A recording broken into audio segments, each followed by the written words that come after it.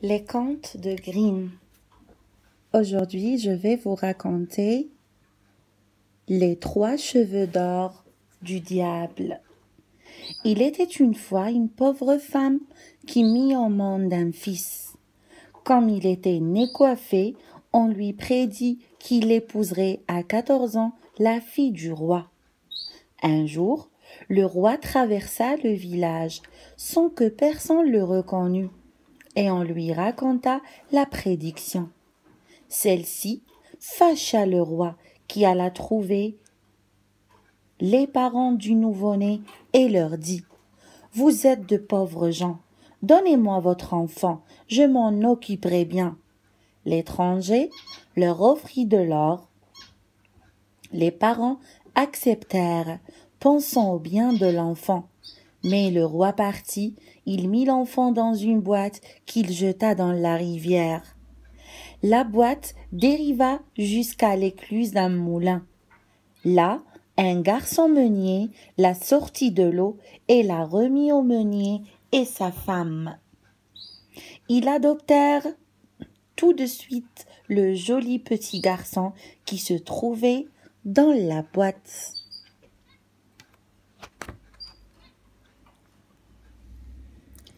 Les années passèrent, le petit devint un jeune homme.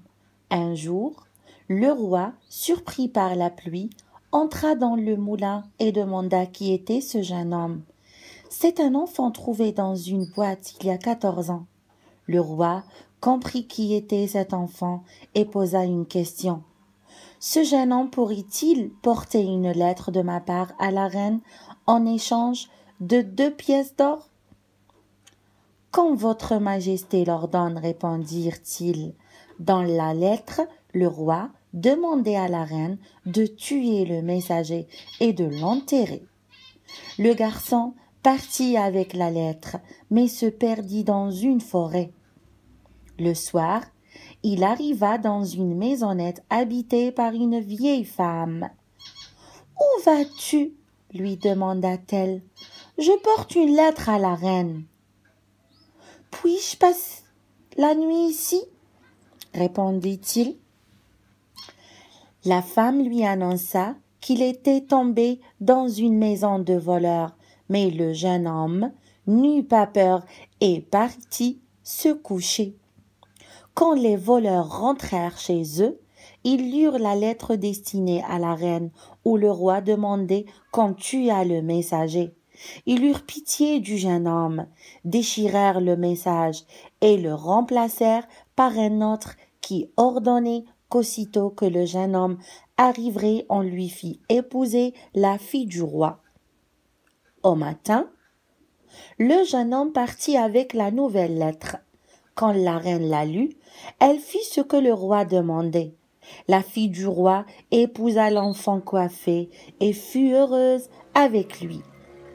Apprenant ceci à son retour, le roi se mit en colère et dit au jeune homme « Rapporte-moi de l'enfer 3 cheveux d'or de la tête du diable et ma fille sera à toi. » Le jeune homme s'en alla et arriva dans une ville.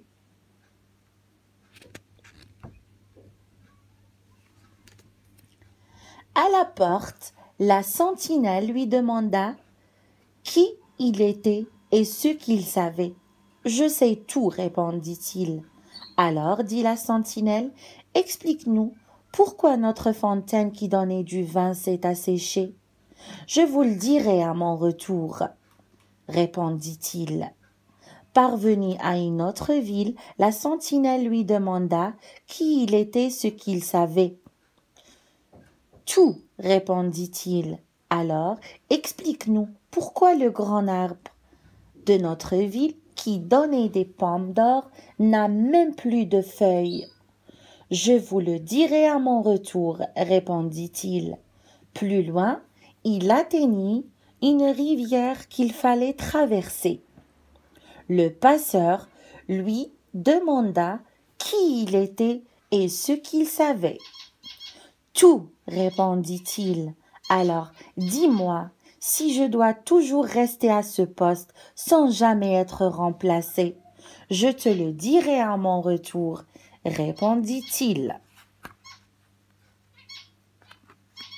De l'autre côté de l'eau, il trouva la bouche de l'enfer, mais le diable n'était pas chez lui. Son hôtesse, assise sur un fauteuil, demanda: « Que veux-tu » ? « 3 cheveux d'or de la tête du diable. »« C'est beaucoup, dit-elle, mais je vais t'aider. » Elle le changea en fourmi et le cacha dans les plis de sa robe. « Merci, dit-il, je devrais aussi savoir 3 choses. Pourquoi une fontaine qui versait du vin s'est asséchée? Pourquoi un arbre qui portait des pommes d'or n'a même plus de feuilles? Et pourquoi un certain passeur doit toujours rester à son poste sans jamais être remplacé? » Rentrant chez lui le soir, le diable posa sa tête sur les genoux de son hôtesse pour qu'elle lui enlève ses poux. Et s'endormit.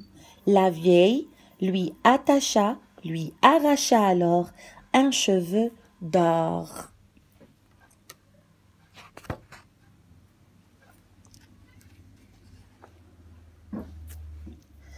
« Hé !» s'écria le diable, « que fais-tu? J'ai rêvé et je t'ai pris par les cheveux. »« Qu'as-tu donc rêvé ?» demanda le diable. « J'ai rêvé qu'une fontaine qui versait toujours du vin s'était arrêtée. Pourquoi ? Si on enlevait le crapaud qui se trouve sous une pierre dans la fontaine, le vin recommencerait à couler. » Et le diable se rendormit. Alors l'hôtesse lui arracha le second cheveu. Le diable se réveilla. « Que fais-tu? As-tu encore rêvé? »« Oui, j'ai rêvé que dans un pays, un arbre qui portait toujours des pommes d'or n'avait même plus de feuilles. Sais-tu pourquoi?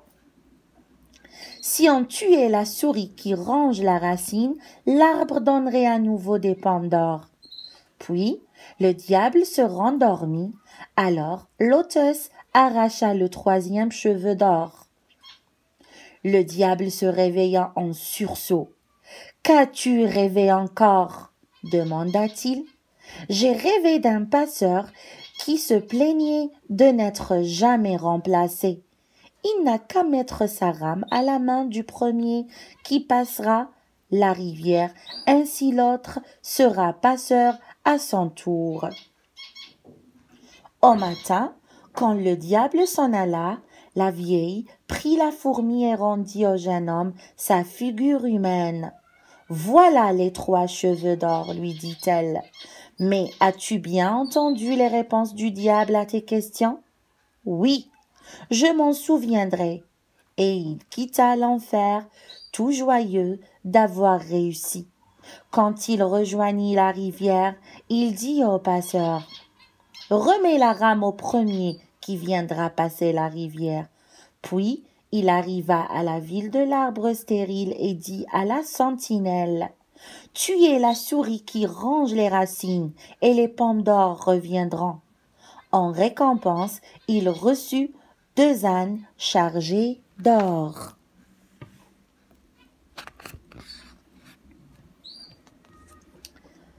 Parvenu ensuite à la ville, dont la fontaine était à sec, il conseilla à la sentinelle la chose suivante: « Tuez le crapaud qui est sous la pierre et le vin recommencera à couler. » La sentinelle lui donna encore 2 ânes chargés d'or.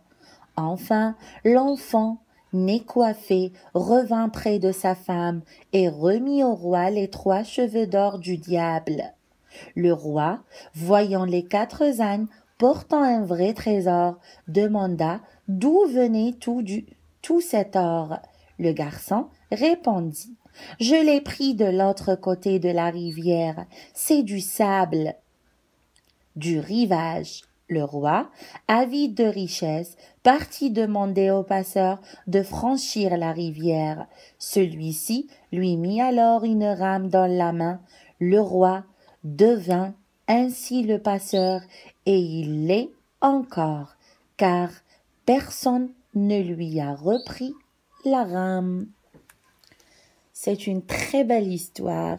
Abonnez-vous à la chaîne et activez la cloche pour voir tous les contes de Grimm.